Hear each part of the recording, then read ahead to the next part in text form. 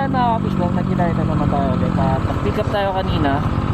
At ngayon dito tayo sa gitna ko ng papuntang Tagaytay na din. So, ito yung daanan.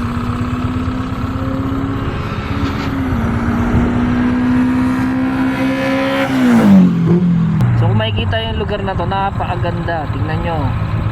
Ano? Napakapayapang lugar to.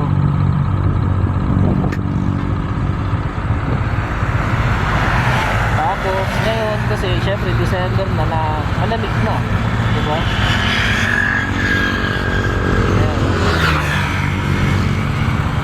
Ayan, so malamig na dito at papunta na tayo sa drop off natin.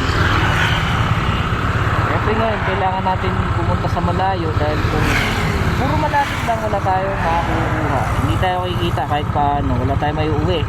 Lahat yun mapupunta sa Pangas, papat na ilang rider. Ayan.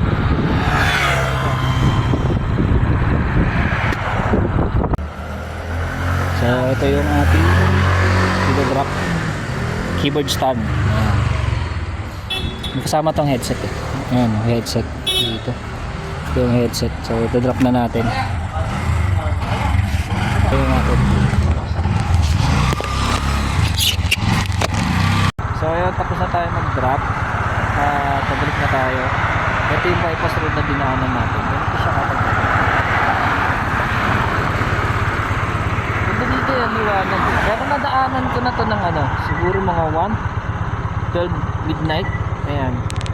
Solar kasi to. Solar yan, solar.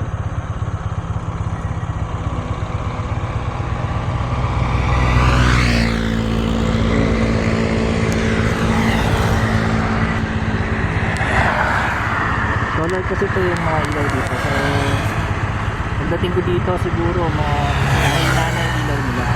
Pero kasi yun, ayun yung bago yung uwan, umuulan-ulan na.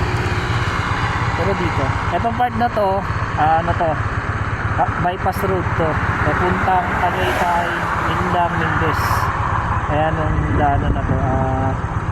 Ang lamig dito. Sobra pumapasok ito. Nakatela na yan hindi siya yung jersey na manipis lang. Pero ayun, pasok pa rin yun.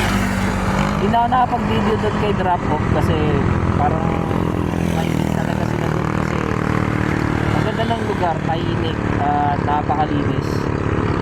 Pero mabait si drop off.